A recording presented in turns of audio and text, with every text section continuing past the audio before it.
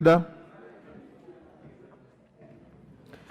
you, Honorable Speaker. Honorable Speaker, I rise to support the committee's report and all its recommendations, Honorable Speaker, including the requirement, Honorable Speaker, or the resolution that all consul generals who had been posted to stations without appropriate vetting in accordance with our Constitution and our laws be recalled by the appointing authority, Honorable Speaker, so that they are vetted. And Honorable Speaker, any one of those consul generals who shall not heed to the call to come back and be vetted then has no business serving the people of Kenya in whatever station they were posted to, Honorable Speaker, because we must re-emphasize the role and the importance of vetting candidates who are nominated or appointed to positions that the Constitution requires them to be vetted. And Honorable Speaker, I also support the rejection. Honorable Speaker, if you can protect me from the loud consultations. Order, Karemba and your group. That Kamkunji is unlawful. And Honorable Speaker, there is a lot of lobbying. Yes. And lobbying is okay because it is allowed in all parliaments. But lobbying, Honorable Speaker, there is a way it is done.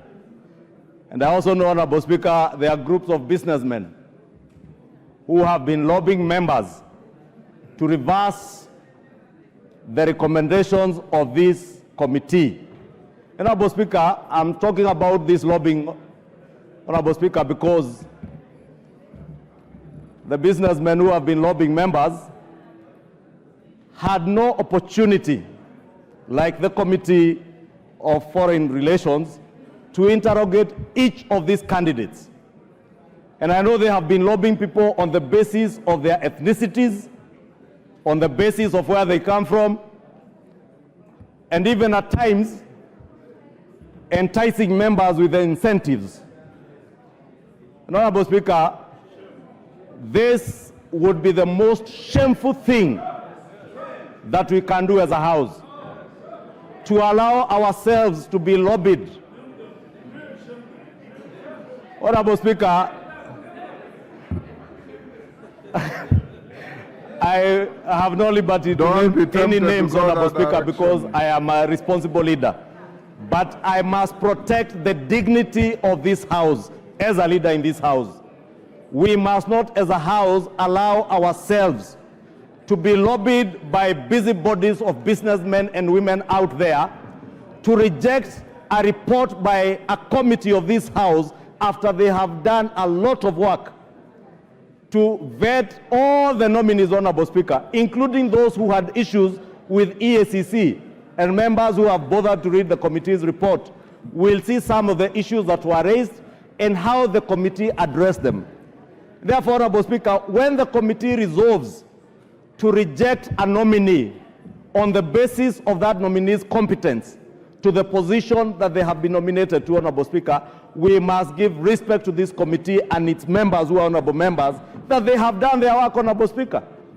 Honorable Speaker, we were all watching on TV, and that is why, Honorable Speaker, I must thank you and the Parliamentary Service Commission for making it possible for all these vetting processes to be broadcast live on TV, so that Kenyans can vindicate this House when we reject a nominee. And Honorable Speaker, I want to say I support even the rejection of Charles Githinji Keiru as Consul General for Goma. Goma, Honorable Speaker, is not a small station, and you've been Minister for Foreign Affairs, you know. Goma is a very important station in our region and in the East African community, Honorable Speaker. And therefore, the person that we send to represent the people of Kenya and personally represent His Excellency the President must be somebody whose competence is not questionable. Must be somebody that we have confidence in as a House, that he represents the people of Kenya and the best amongst the people of Kenya. And I want to support, Honorable Speaker, the committee's report in the rejection of the Honorable the Charles Githinji Keiru and the recall of all other consul generals who in the last regime were posted to stations without going through vetting because our laws, our constitution requires that this house vets even consul generals. And therefore, Honorable Speaker, I support the committee's report in its totality to pass those that the committee has agreed that we pass and to reject those that have been proposed for rejection, and to also support those who are being recalled as recommended by the committee, because we will just be emphasizing. Women Rep Busia. Thank you, Mr. Speaker. This is the first time the hustler government has rejected its own hustler. The description or definition of a hustler is in Charles Gidinji. Even if he couldn't define GDP, you empower because that was your vision. Take him to Goma, wherever you are taking him to, and give him scholarship as well, so that he can represent the hustler government. How can you tell me that he just reached Form 4 or has limited qualifications? That is the hustler, and that is the definition I understand from where I stand. So I support, and allow me to ask the majority leader not to be so. This young man that I watched, he has a will, and the adage prevails: where there is a will, there is a way. Don't put impediments. So this Charles Gidinji man, I don't know where he comes from, what he has done, but I just know that he did not define some things, but he was smart and had audacity to go there and sit and face these very learned people, and also he was not in a hurry. So that is the hustler that President Ruto promised. So carry your burden. We are here. We want to support you. Thank you. Hustler.